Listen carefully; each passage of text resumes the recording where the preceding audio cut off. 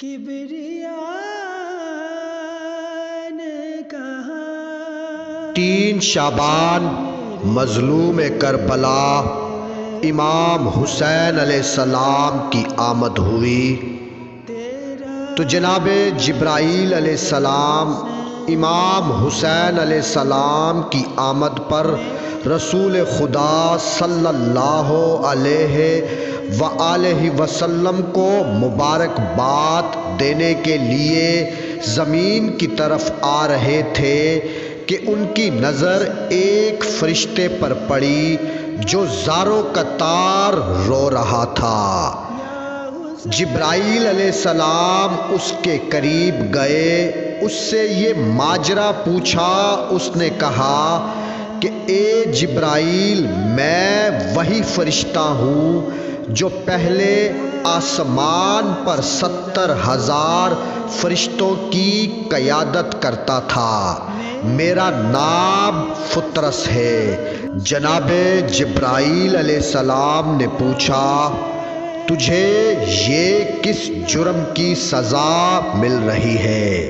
فطرس نے کہا کہ اے جبرائیل، مرضی معمود کے سمجھنے میں ایک پل دیر کی تھی کہ جس کی سزا مل رہی ہے۔ میرے بال اور پر جل گئے ہیں، یہاں تنہائی میں پڑا ہوا ہوں۔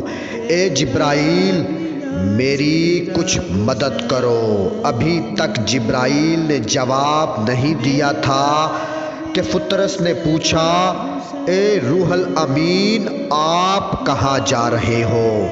جبرائیل علیہ السلام نے فرمایا، نبی آخر زمان محمد مصطفیٰ صلی اللہ علیہ وآلہ وسلم کے ہاں ایک نواسے کی آمد ہوئی ہے جس کا نام حسین ہے۔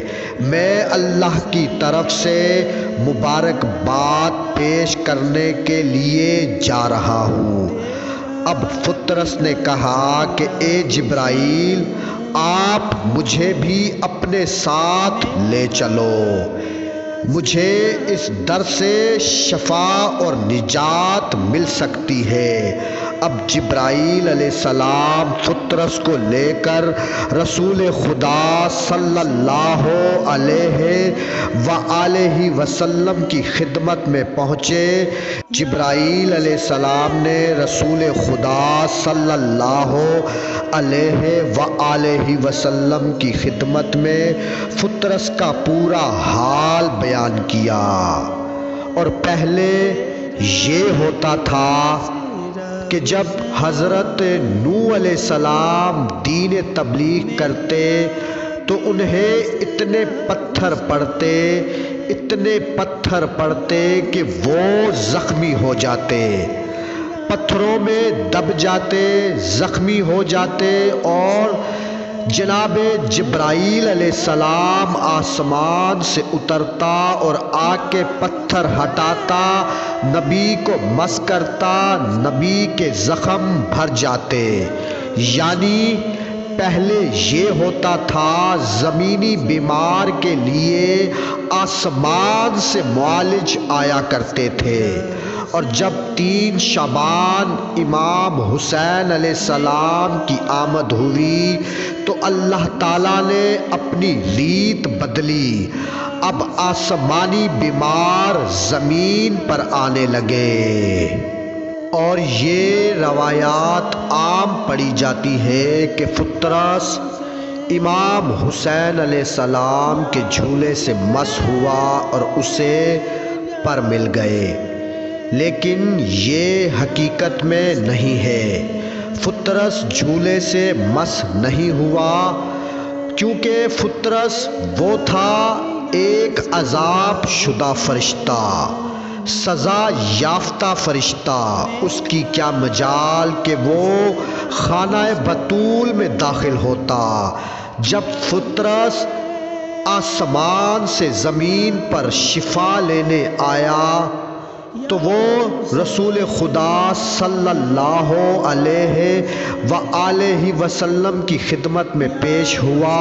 رسول خدا صلی اللہ علیہ وآلہ وسلم نے فرمایا، اے سلیمان، جاؤ دروازہ بطول پر صدا دو، فضہ سے کہو کہ ایک کٹا ہوا دھاگا میرے بیٹے حسین کے جھولے سے مس کر کے لے کر آؤ۔ اب جناب فضہ سلام اللہ علیہ نے ایک کٹا ہوا دھاگا امام حسین علیہ السلام کے جھولے سے مس کر کے جناب سلیمان محمدی کو دیا۔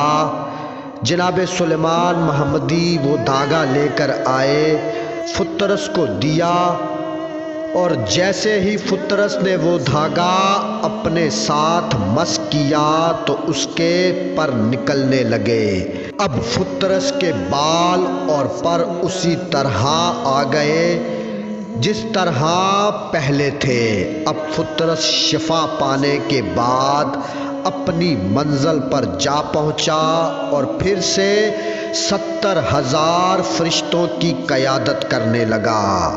اس کے بعد جب امام حسین علیہ السلام کی شہادت ہوئی اور اس شہادت کی خبر جب فترس تک پہنچی تو فترس نے اللہ تعالیٰ کی بارگاہ میں عرض کی کہ اے میرے مالک، مجھے اجازت دے کہ میں زمین پر جا کر دشمنان امام حسین علیہ السلام سے جنگ کروں۔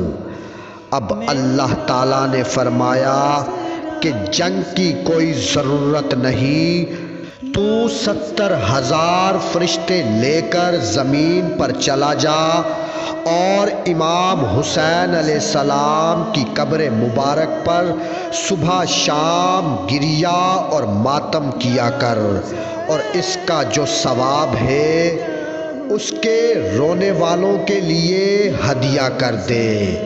اب فترس زمین کربلا پر پہنچا۔ اب وہ تا قیامت شب روز روتا ہے، گریہ کرتا ہے، اور اس کا ثواب امام حسین علیہ السلام پر رونے والوں کو پہنچتا ہے۔ اور یہ تھا واقعہ 3 شعبان امام حسین علیہ السلام کی آمد کا، کہ ایک سزا یافتہ فرشتے کو جس کا نام فترس تھا اس کو کیسے شفا ملی۔ اللہم صلی علی محمد و آل محمد۔ من كنت مولا فهذا لي